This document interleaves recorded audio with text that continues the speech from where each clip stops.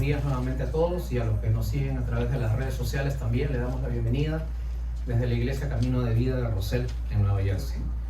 Vamos a abrir nuestras Biblias en el pasaje que leímos al comenzar el servicio, Salmos capítulo 143.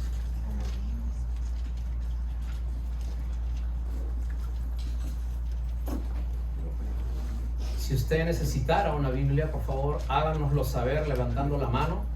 Inmediatamente vamos a estar alcanzándole un ejemplar a usted. ¿Alguien que necesite una Biblia? Muy bien. Salmos capítulo 143. Vamos a leernos así sentados. Como siempre digo yo, Dios no mira la posición en que leemos su palabra. Dios mira el corazón con el que leemos su palabra. Así que vamos a estar dispuestos a recibir la palabra del Señor en esta mañana. La palabra del Señor dice así: oh Jehová, oye mi oración, escucha mis ruegos. Respóndeme por tu verdad, por tu justicia, y no entres en juicio con tu siervo, porque ningún ser humano se justificará delante de ti. Versículo 3: porque ha perseguido el enemigo mi alma y ha postrado en tierra mi vida.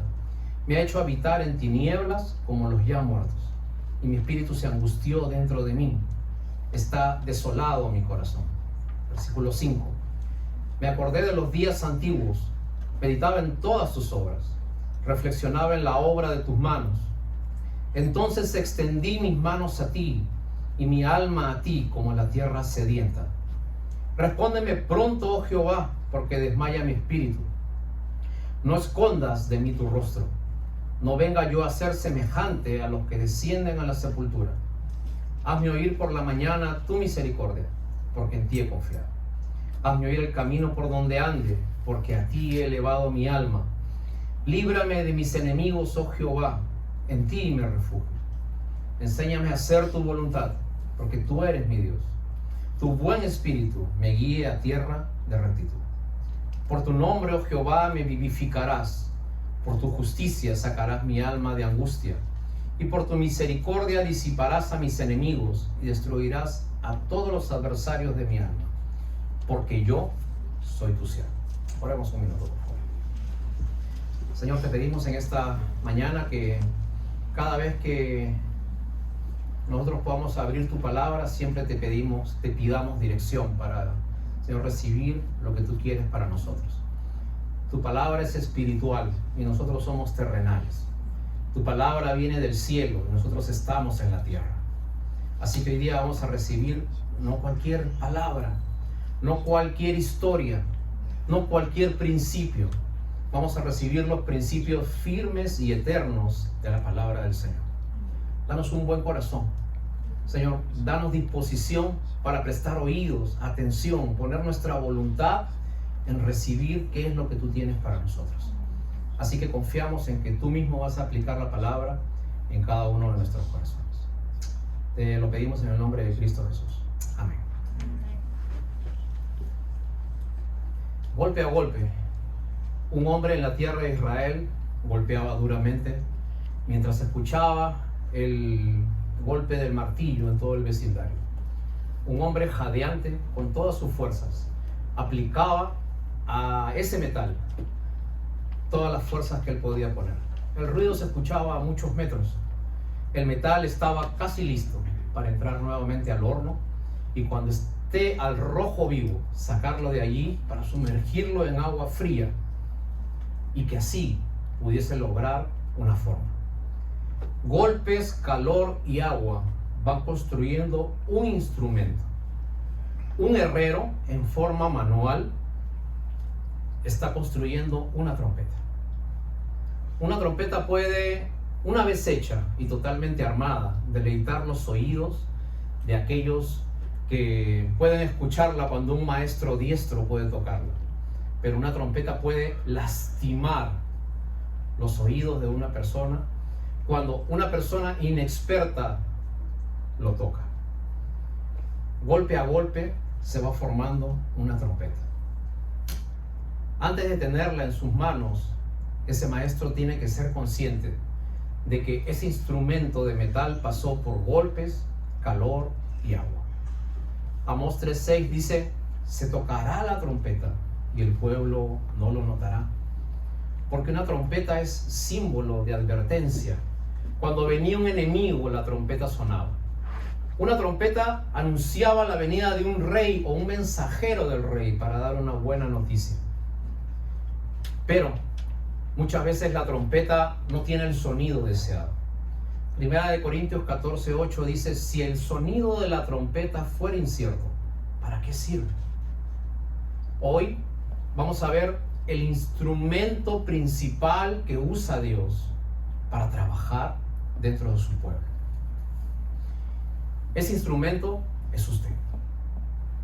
Pero si ese instrumento está en una buena mano, puede dar un sonido maravilloso para su hogar, para su vecindario y el sitio donde usted trabaja. Pero si usted deja que ese instrumento, que es su vida, entre en manos de alguien que no conoce absolutamente nada del propósito por el cual fue hecho usted, entonces el sonido que usted dará será incierto.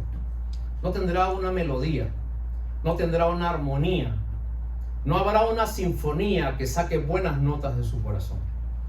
Hoy día vamos a hablar de usted, que es la corona de la creación de Dios. En el libro de Génesis nosotros vemos que Dios crea todas las cosas al sonido de su voz. Dios da la voz y se forman los firmamentos, los planetas. Dios da su voz y separa las aguas de la tierra. Dios da su voz y salen las plantas. Dios da su voz, salen los animales. Dios da su voz y crea todo tipo de cosas que se ponen sobre la tierra. Pero cuando Dios crea al hombre, no lo hace con el sonido de su voz. Dios lo hace con su propia mano. Porque así de especial es usted para Dios. Sin embargo, nosotros ahora vemos que esos seres humanos que deberíamos estar señoreando sobre la creación, representando a Dios en la creación, ahora nos hemos descontrolado. Cada día vemos más personas que en lugar de tener su posición en la tierra, tenemos la mente totalmente desviada, la mente enferma. Somos una trompeta que hemos llegado a manos de un músico inexperto, de un músico que no nos sabe dar el sonido que nosotros queremos dar. Hoy tenemos un hombre cargado por las situaciones de la vida. Pasó de tener un buen sonido en sus comienzos a un sonido lastimero. Y vamos a ver la vida de un hombre que es el que escribe el Salmo 143, que era David. Y David fue conocido durante muchos años como el dulce cantor de Israel. Pero hoy día vemos a ese hombre que ya no tiene un dulce canto en su vida. Hoy día vemos a un hombre que a través de los problemas que pasaron en su ser, comienza a tener un sonido incierto.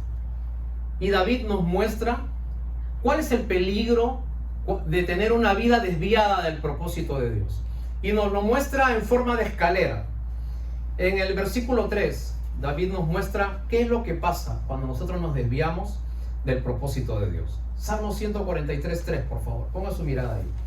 El primer paso de una persona que se aleja de los caminos de Dios y comienza a seguir otros caminos, porque ha perseguido el enemigo mi alma y ha postrado en tierra mi vida. Me ha hecho habitar en tinieblas como los ya muertos. El primer paso de una persona que se aleja de los caminos de Dios es la depresión. Y el segundo paso, nosotros lo vemos en el versículo 4, dice: mi corazón está desolado. Y acá vemos el versículo 4 también: mi espíritu se angustió dentro de mí. Y acá nosotros vemos que en el Salmo 143 se define miles de años antes que la psicología moderna cuáles son las 3 etapas en las cuales el hombre puede llegar a tener enfermedades mentales. Primero, la depresión. Cuando nosotros cedemos a la depresión, entonces vamos al segundo paso en la escalera descendente de la vida, que es la angustia.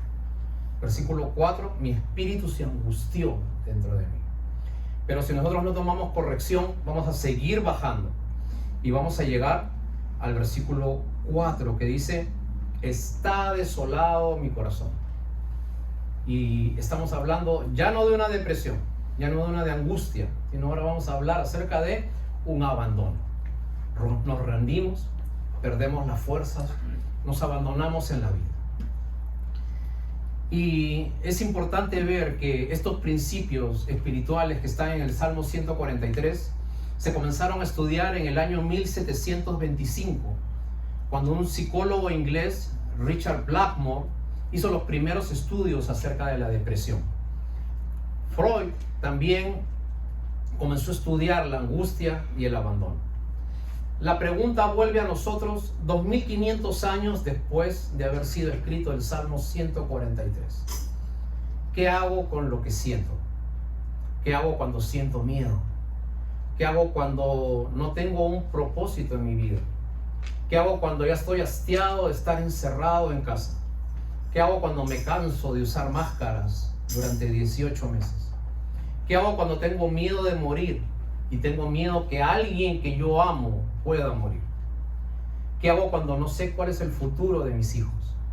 ¿Y sabes qué? Esas son las mismas preguntas que se ha hecho siempre el ser humano. Porque el ser humano puede cambiar exteriormente, pero en su corazón sigue deprimido, angustiado y abandonado. Porque el ser humano que está sin Dios es una persona que no le encuentra sentido a mi vida. Y nosotros, cuando comenzamos lentamente con el camino de la depresión, cuando comenzamos a enfocarnos en lo que no tenemos, lentamente vamos resbalando, ¿no?, por un lugar en el cual el corazón se llena de angustia. Y como la palabra angustia viene del verbo que significa angosto, ya no le encontramos una salida a nuestras situaciones. Entonces tenemos algunos síntomas que pasan de ser mentales a ser físicos. Entonces, sofocos, pérdida de sueño, palpitaciones, miedo a la oscuridad. Y el abandono es cuando finalmente nosotros ya nos rendimos, perdimos nuestras almas. No queremos salir, no queremos comer, nos enfermamos. Nos da lo mismo ir a la izquierda, a la derecha, o atrás o adelante, porque perdimos el camino de nuestra vida. Pero sin embargo, nosotros vemos a este hombre, a David, que lo vemos totalmente angustiado por una situación de la vida. Pero había algo en el corazón de David, una chispa divina que todavía estaba encendida en su corazón. Y nosotros vemos que a pesar de lo que David siente, que él no lo niega, él reacciona. Me gustaría decirte algo. No es malo sentir tristeza en la vida. No es malo llorar. No es malo tener miedo. Lo malo es no saber controlar esas emociones. ¿A quién le entregas tu vida cuando está incierta? ¿A dónde te diriges cuando no sabes qué hacer? ¿A quién le pides consejo cuando la vida te lleva por un camino incierto? Dios nos creó lleno de emociones. Dios te creó con emociones de risa y de tristeza. Dios te creó con emociones de compañía, pero algunas veces necesitarás la soledad. Dios te creó con un sinfín, un arcoíris de emociones. Pero cuando usted deja que las emociones sean las que gobiernen su corazón, entonces vamos a tener problemas en la vida. Y el propósito con el cual fuimos creados ya va a perder su sentido de ser. Y así como la trompeta fue creada para un sonido extraordinario, usted ve que el sonido que usted da ya no es el mismo. Algunas veces nosotros no solamente sentimos que estamos en el desierto, sino a veces sentimos que el desierto está en nosotros. ¿Qué cosa hacemos? Y entonces David reacciona. Dios lo hace reaccionar. Dios lo hace que él pueda tener un momento de visión, ¿no? Y en el versículo 5, David nos da el primer paso para salir de los problemas emocionales. Punto número 1. Miren lo que dice el versículo 5. Dice: me acordé de los días antiguos. Y lo primero que nosotros tenemos que hacer, hermanos, es recapacitar con qué clase de Dios nosotros tenemos una relación. Nosotros tenemos que ponernos a pensar: ¿Dios hizo algo en mi vida? ¿En algún momento puso su mano en mí? ¿Hizo algún bien, algún beneficio, algún milagro? ¿Me sacó de una en la cual yo estaba a punto de perder muchas cosas, y Él en su misericordia me levantó. Pues David dice, yo me voy a acordar no de lo que pasa hoy día, que de repente no se ve muy bueno, me voy a acordar de dónde me sacó. Voy a meditar, me voy a calmar, voy a recapacitar. Y recapacitar significa volver a capacitarme. Recapacitar. Volver a saber, a entender quién es mi Dios. Porque es interesante saber que cuando en la Biblia se presenta Dios a sí mismo, la Biblia dice que el Señor siempre decía, tú solamente di, yo soy el que soy. Y es interesante saber que el Señor no dijo, yo soy el que fui, yo soy el que seré, yo soy el que soy hoy en tiempo presente. Porque ese mismo Dios del pasado es el Dios que estará contigo en cada una de las circunstancias y seguirá así hasta que tú partas de este mundo. Recapacita. ¿Quién es tu Dios? ¿Cuál es la grandeza de tu Dios? ¿Estás trabajando con una estampita, con una imagen? ¿O estás trabajando con el Señor, creador del cielo, la tierra, que vino, te encontró, te levantó y te puso en comunión con Él? ¿Con quién estás trabajando? Recapacita. No te dejes caer. Porque como yo siempre digo, el cristiano no se cae, el cristiano se resbala. Poquito a poquito se va cayendo, hasta que finalmente, al no recapacitar, cuando se da cuenta, ya está muy abajo. El primer paso, recuerda volver al primer amor. Apocalipsis 2:5 nos decía, recuerda por tanto de dónde has caído y arrepiéntete y haz las primeras obras. Versículo 6, la segunda cosa que hace David. Lo primero era recapacitar. Lo segundo que hace David, el versículo 6, dice, extendí mis manos a ti y mi alma a ti como la tierra sedienta. Una de las costumbres que tenía un judío cuando realmente se arrepentía de algo, cuando se rendía delante de Dios, en expresión de cómo él se rendía al Señor, él no se arrodillaba ni ponía su mano así. El judío se extendía totalmente en la tierra. Su cara besaba el piso, totalmente extendido, flat en la tierra. Entonces, lo segundo que hace David es reconocer que no solamente tiene que recapacitar, sino que tiene que volver a empezar. Tiene que humillarse y rendirse delante de Dios. Dios no puede trabajar en un corazón que lo tiene a Él como un accesorio. Dios no puede trabajar cuando tú lo tienes a Él como adorno, que te lo pones algunos días de la semana y te lo sacas otros días de la semana. Dios no es algo que tú te pones y te quitas de acuerdo al sitio donde estás. Dios no es algo que te pones y te quitas dependiendo el día de la semana, dependiendo con qué tipo de amigos estés. Dios tiene que ser el todo de tu vida. Dios tiene que entrar en tu corazón y tienes que tenerlo presente. Pero Dios trabaja solamente cuando hay un corazón humillado. Un ciego que gritó desesperado recibió la vista de Jesús. Una mujer que empujó a todos detuvo por boca del Señor un sangrado que le hacía ir a los más eminentes doctores en su tiempo y nunca pudo sanarse. 10 leprosos, a pesar de ir en contra de la ley, se acercaron al Señor. Humillación, humillación y humillación. Todos los que recibieron algo de Dios se humillaron delante de Dios. Y humillar no es recibir para después olvidarte. Humillar es recibir para después en agradecimiento tener una vida junto con ese Dios bueno. Cuando usted se humilla y se entrega y deja a un lado su orgullo, entonces Dios comienza a hacer el milagro. Y en el versículo 8, David nos da la tercera clave para salir de los problemas emocionales. Cómo salir de la depresión, cómo salir de la angustia, cómo salir del abandono.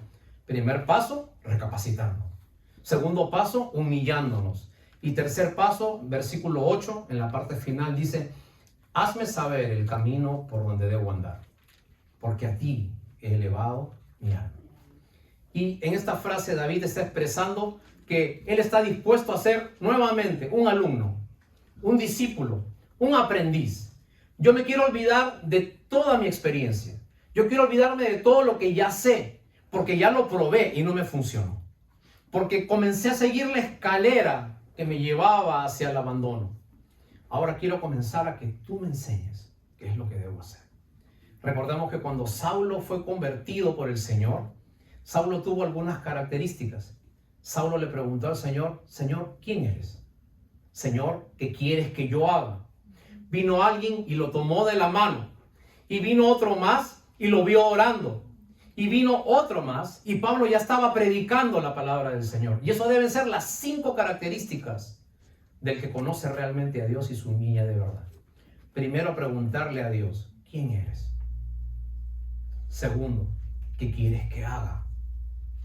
Tercero, comenzar a orar desde la mañana. Buscar a Dios antes de hacer un plan, un proyecto, antes de tomar una decisión. Buscar a Dios. Siguiente, uno debe dejarse llevar por la mano. Y aquí está el problema central de los cristianos de hoy día, hermanos. Nosotros no nos dejamos enseñar. Tenemos el sistema tradicional de cientos de años atrás. ¿Sabes cuál es? Vas a un templo, haces una seña. No quiero hacer una seña para no ofender a una iglesia. Haces cualquier seña, haces cualquier cosa. Yo siempre digo, es como un trabajo en el que ponchas tarjeta, clash, clash. Te vas y ya cumpliste con Dios. Yo soy cristiano, yo voy a la iglesia. Eso no es ser cristiano. La Biblia dice, yo soy la puerta. El que por mí entrare tendrá vida eterna y hallará pastos verdes. Y nosotros nos conformamos muchas veces con entrar a la puerta. Pero ese es el comienzo. Ese no es tu vida espiritual. ¿Okay? Hay una gran variedad de cosas en el camino que Dios te quiere enseñar. Pero usted se conforma con haber entrado a la puerta. Y hermanos, no nos conformemos con vivir una vida religiosa. Usted tiene que aprender. Usted tiene que dejarse enseñar. Usted tiene que dejarse discipular. Quizás si yo te pregunte a cuántas personas has invitado a la iglesia esta semana, quizás algunos de ustedes me puedan levantar la mano. Y yo veo que ustedes invitan. Y eso es una alegría para mí. Pero cuando yo pregunto a cuántos estás discipulando en tu vida de fe, ahí las manos bajan muchísimo. Porque solamente cuando usted se deja en forma personal guiar por otros, guiar por alguien mayor en la fe, usted va a crecer. Y cuando usted no se deja guiar, usted se va a dar cuenta de algo.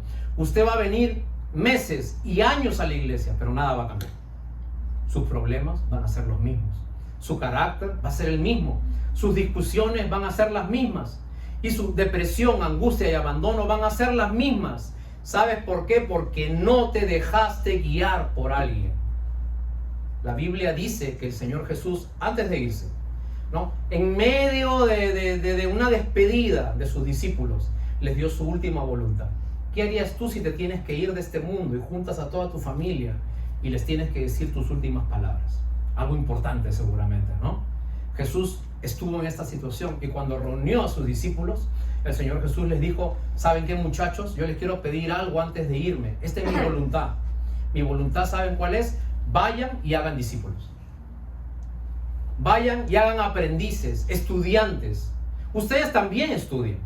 Ustedes también vivan junto a ellos, ¿no? Y enséñenles con la palabra todas las cosas que yo os he enseñado.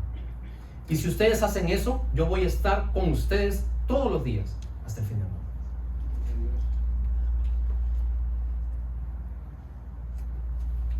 El que no se deja discipular es como aquel que toma un auto y sale a la calle sin saber las reglas de tránsito. Definitivamente haremos imprudencias, recibiremos algunos tickets en la vida y causaremos muchos accidentes a otros y a nosotros mismos. ¿Por qué la gente no quiere dejarse llevar? ¿Por qué la gente no dice como David, hazme saber el camino por donde he de andar? Por orgullo. Y David se propuso comenzar una batalla en su alma. David se propuso meditar, rendirse y comenzar a aprender. Ustedes saben que muchas veces para comenzar una batalla, nosotros tenemos que comenzar con algo fuerte. En Australia hacen esto, te cuento. En las grandes extensiones de terreno de Australia, en los tiempos de verano, el pasto se seca. Y como la temperatura es tan alta, hay muchos incendios. Y se incendian miles de millas y los bomberos no saben qué cosa hacer para frenar tantísimo fuego. Porque el fuego, más el calor, más el viento, es imposible de controlar. Pero los australianos han encontrado una forma de parar el fuego. Y te explico cuál es. Ellos miden desde dónde viene el fuego. Entonces ellos causan otro fuego intencional y lo tiran en contra del fuego que ya existe. Y los dos fuegos se van acercando. Y cuando los dos fuegos se encuentran, se produce una gran explosión. ¡Plum! Y se apagan los dos fuegos. Porque solamente fuego contra fuego apaga un gran desastre. Para que tu vida pueda cambiar, para que ese fuego que te está llevando hacia un desastre pueda cambiar, usted tiene que tomar manos a la obra. Porque la salvación no depende de ti, pero tu vida de fe sí depende de ti. El Señor nos llamó no por obras, pero el Señor nos está llamando para buenas obras. Y Él las ha preparado de antemano para que nosotros andemos en ellas. En el versículo 11 y 12, David comienza a ver cuál es el camino para que nosotros podamos andar dentro de las cosas del Señor. Y en el versículo 11 dice: por tu nombre, oh Jehová, me vivificarás. Por tu justicia sacarás mi alma de angustia. Y por tu misericordia disiparás a mis enemigos y destruirás a todos los adversarios de mi alma. Porque yo soy tu siervo. Y acá David clama a tres cosas importantes de Dios. Primero, por tu nombre. Por quién eres tú. Por las cosas que tú has hecho. Porque tú eres un Dios que nunca me fallaste. Porque tú eres un Dios que siempre estuviste conmigo. Por tu nombre, por quien tú eres, tú me vas a levantar. Yo me agarro de fe y comienzo a entender que estoy tratando con Jehová de los ejércitos. Dichoso el hombre que en él confía, decía David en otro pasaje. Lo segundo, nosotros vamos delante de Dios no en nuestra justicia, sino en la justicia de Dios. Versículo 11 dice: por tu justicia sacarás mi alma de angustia. Y hermanos, una cosa importante que yo quiero decirte a ti: muchas veces nos presentamos delante de Dios y no nos creemos dignos de estar delante de Él. Y eso es cierto. Y yo te cuento algo, te quiero hacer un poquito fácil la teología. A veces la teología es un poco complicada en palabras, pero el trabajo de nosotros los pastores es hacerte sencillo las palabras difíciles. Cuando usted ora delante de Dios, usted no ora solo. Usted no puede orar delante de Dios. Usted no se puede parar delante de Dios. No tenemos ningún mérito. No tenemos ninguna justicia. Si tú le dices a Dios: mira mis cosas, mira mi vida, y yo me voy a parar delante tuyo, definitivamente usted va a salir perdiendo. Pero hay alguien que sí fue justo y en quien podemos ir. Y nosotros hemos sido receptores de la justicia de Dios. Entonces, cuando usted se presenta delante de Dios, no se presenta usted con su cara, se presenta usted en Cristo. Y por eso es que cada vez que nosotros oremos, tenemos que orar en el nombre de Cristo Jesús, porque Él es el que se presenta delante nuestro. Acá tienes un hijo más. Yo te lo estoy presentando a Él. Y el Señor no lo mira a Él, el Señor mira a Jesús. Dios mira a Jesús. Y le dice: Él ha sido aplicado de mi justicia, Él es salvo, Él se ha arrepentido. Entonces, usted que está en Cristo y Cristo está en usted, entonces usted viene y se presenta en Cristo ante Él. Hermanos, cuando nosotros nos presentamos delante de Dios, usted no se presenta en sus fuerzas ni en su justicia. Entréguese al Señor Jesús y nunca más se presentará solo. Nunca más andará desamparado en la vida. El Señor recibe a aquellos que se presentan en su justicia. Y por último, en el versículo 12 dice que en su misericordia, la tercera característica de Dios, Él echará fuera a nuestros enemigos. Y como nosotros decimos siempre, la palabra misericordia son dos verbos, la unión de dos verbos, miser y cordis. Miser significa miserias, Y cordis significa corazón. Y cuando la Biblia dice de que Dios tiene misericordia de usted, Dios lo que le está diciendo es que Él une esos dos verbos. Dios recibe todas tus miserias y te da a cambio su corazón. Dios recibe lo peor de ti y Él te da lo mejor de Él.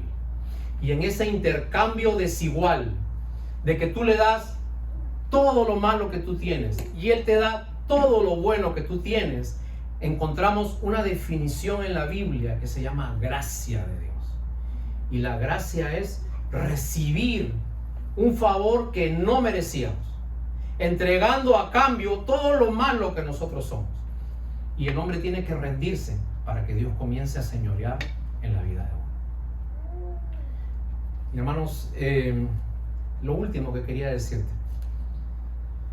David dice de que él tiene todas estas cosas, que él puede tomar esas fuerzas en medio del dolor y la desesperación, con una frase en el versículo 12 al final que dice: porque yo soy tu siervo. Y nosotros recordemos algo: un siervo era, en el tiempo que se escribió esta carta, existían todavía amos, esclavos, que eran comprados con una carta. Y yo pagaba el precio de un esclavo, yo tenía la partida de nacimiento y de propiedad de esa persona. Y yo tenía todo el derecho de hacer lo que quería con ese esclavo, usarlo física, sexualmente, y si no me servía, matarlo. Yo era el dueño de esa persona. Yo era el amo de esa persona. ¿Okay? Pero los judíos tenían dentro de la ley una excepción. Los judíos decían esto: para que una persona pueda tener una buena oportunidad en la vida, vamos a hacer algo. Hay gente que nació siendo esclavo. Hay gente que sus padres los vendieron. Para dar una igualdad en la vida, Moisés escribió en la ley diciendo esto: al séptimo año que tengas un esclavo, lo dejarás libre. Para que esa persona reciba nuevamente su carta y se vaya y tenga una nueva oportunidad en la vida. Una oportunidad para comenzar otra vez. Ahora, ¿qué pasaba? Cada 7 años tenía que venir el amo, iba donde el esclavo y le decía: ya cumpliste los 7 años, toma tu carta, te puedes ir. Algunas veces esos esclavos veían que el amo era tan bueno, que lo trataba tan bien, que le decía: ¿sabe qué? Le regreso la carta, yo me quedo en tu casa, porque tú eres un amo bueno. Entonces el esclavo regresaba a la casa, pero ya no se le llamaba esclavo, ahora se le llamaba siervo. Y al siervo se le metía dentro de la familia. En el acta familiar se incluía el nombre del que había sido esclavo y ahora voluntariamente regresaba a la casa del amo. Ya se podía sentar en la mesa y ahora podía usar sandalias, porque los esclavos no usaban ningún tipo de calzado. Y usted reconocía a un esclavo porque no usaba calzado. Pero cuando usted dejaba de ser esclavo y voluntariamente se hacía siervo, entonces usted servía a ese buen señor de gratis, en agradecimiento. Usted se iba con el amo bueno, con el amo que le demostró que si en 7 años no lo quiso matar, mucho menos lo iba a matar ahora que voluntariamente es parte de su familia. Por eso nosotros como cristianos tenemos que entender algo. Nosotros antes éramos esclavos de muchas cosas. Ahora vino alguien que nos compró con un precio, y ese fue el Señor Jesús, que nos compró con su sangre. Y nosotros voluntariamente ahora decidimos ser siervos de Él, y somos parte de su familia, y el Señor nos da una posición en la cual nosotros podemos estar con un amo bueno. Usted tiene un amo bueno que esté estirando las manos para que usted se acerque a Él. Los problemas de la vida siempre vendrán. Las situaciones en las que nosotros nos manejemos siempre estarán. Usted siempre estará sujeto a depresión, angustia y abandono. Pero recuerde algo. Punto número 1. Recapacite. Medite. ¿Quién es su Dios? El profeta decía: paraos en los caminos y mirad las sendas antiguas, y acordaos que yo estoy con ustedes. Segundo, usted lo que tiene que hacer es no solamente recapacitar, usted lo que tiene que hacer es dejarse llevar por el Señor. Y hermanos, y este es el gran trabajo que nosotros no estamos alcanzando como Iglesia Camino de Vida de Rosell. Yo prefiero, y no quiero dañar a nadie, hermanos, pero yo siempre digo, yo prefiero tener una iglesia llena, una iglesia chiquita, pero con personas que quieran aprender, con personas que se sienten, que conversemos, que hablemos. Pastor, estos son mis problemas, no sé cómo solucionarlos. ¿Qué dice la Biblia? ¿Qué me promete Dios? ¿Qué tengo que hacer para comenzar mi vida en esta nueva etapa de mi vida de fe? Y así nosotros vamos enseñándoles cuál es el camino. Porque el camino no es una iglesia, el camino no es una religión, el camino no es que usted haga ciertas cosas para conocer a Dios. El camino está en conocer a una persona, y esa persona es Jesucristo. Y usted conoce a Jesucristo a través de su palabra revelada. Cero Biblia, cero conocimiento de Dios. Cero Biblia, mucha depresión. Cero Biblia, mucha angustia. Cero Biblia, mucho abandono. Mucha Biblia. Y ese es el comienzo para comenzar una vida de fe. Hermanos, no solamente debemos leer la Biblia, debemos creer lo que está en la Biblia. Porque usted puede echarle mucha agua a una piedra y esa piedra no va a absorber nada. Pero usted puede echarle mucha agua a una esponja y esa esponja va a absorber todo lo que usted le echa encima. Por eso hoy día nosotros le decimos algo.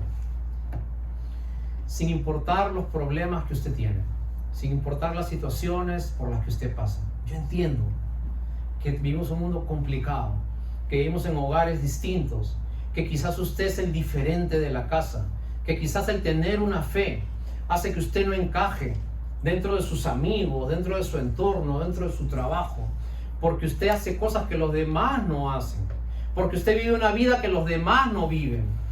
Y muchas veces los problemas nos llevan a derrumbarnos poco a poco.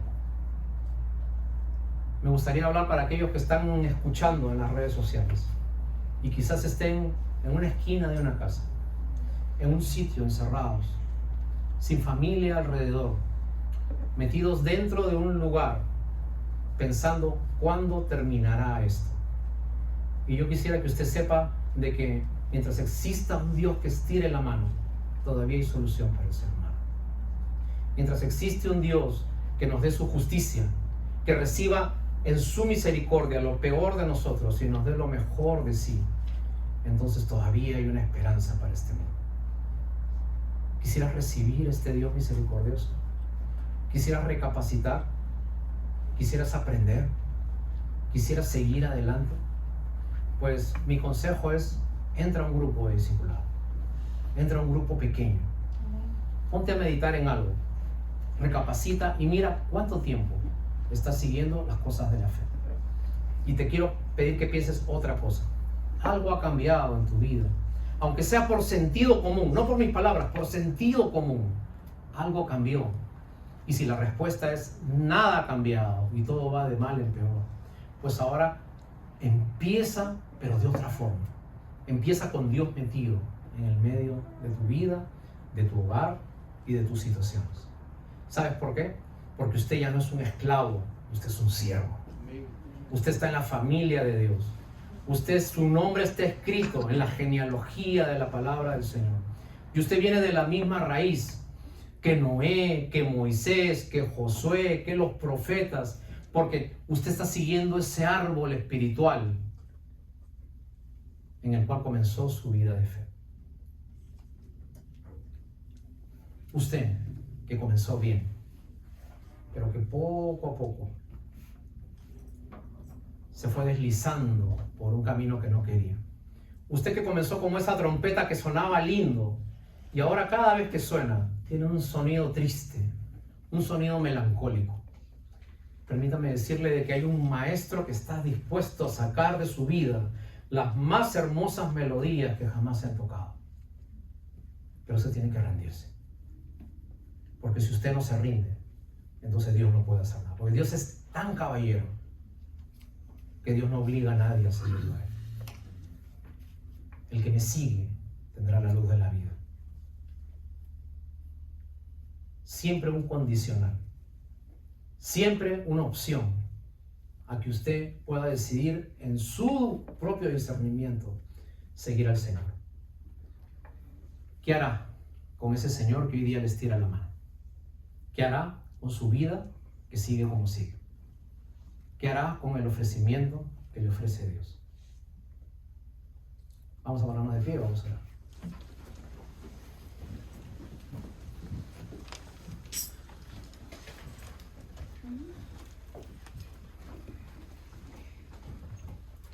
Bueno, Señor, te agradecemos en esta mañana. Muchas gracias por tu palabra, muchas gracias porque, Señor, la Biblia nos hace ver quiénes somos, nuestra realidad, nuestra situación. Pero gracias porque la Biblia nos hace ver también que así como somos, aún siendo así, tú nos amas. Y Señor, tu gran trabajo es que nosotros podamos venir a ti y podamos comenzar una nueva vida en Cristo. Yo te pido, Señor, por mí y por todos los que hemos escuchado este mensaje en esta mañana, por aquellos que están pasando situaciones tan duras y tan difíciles, que muchas veces les cuesta contarlas, compartirlas, porque muchas veces, Señor, nos llenan de vergüenza, muchas veces nos llenan de incertidumbre en la vida, Señor. Pero sin embargo, tú eres tan bueno que recibes lo peor de nosotros y nos das lo mejor tuyo. A ese Dios venimos hoy día en actitud humilde, de humillación, reconociendo que todo lo que hemos hecho está mal y tratando de comenzar una nueva vida de fe. Y Señor, nos abandonamos a ti, al Dios bueno, al amo bueno que nos ha hecho siervos. Y te pido por cada uno de mis hermanos que en sus casas, Señor, tú puedas ir trabajando para que hayan buenas relaciones de amor, buenas relaciones, Señor, de convivencia unos con otros, y que nosotros podamos ser luz donde vivimos, donde trabajamos, donde nos desarrollamos y en todo lugar que pisemos. Esta es mi oración, Señor, para nuestra iglesia en Cristo Jesús. Amén. Que el Señor les bendiga. Nuestros hermanos nos tienen la última alabanza.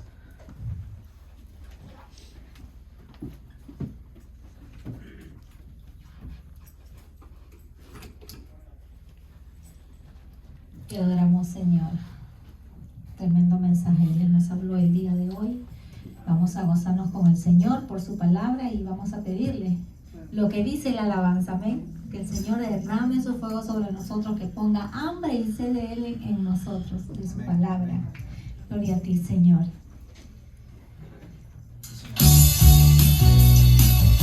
Él es el Rey de Gloria. Él es nuestro Rey de Reyes y Señor de Señores. No hay nadie como tú, Señor. Gracias, Señor. Deben esas palmas. El Señor está en este lugar. Amén. Sí, Señor.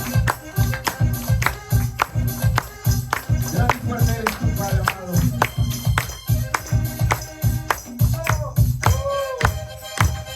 Así como gloria, Señor. Tu presencia habita en este lugar. Tu Santo Espíritu se mueva con poder en nuestra vida, Señor.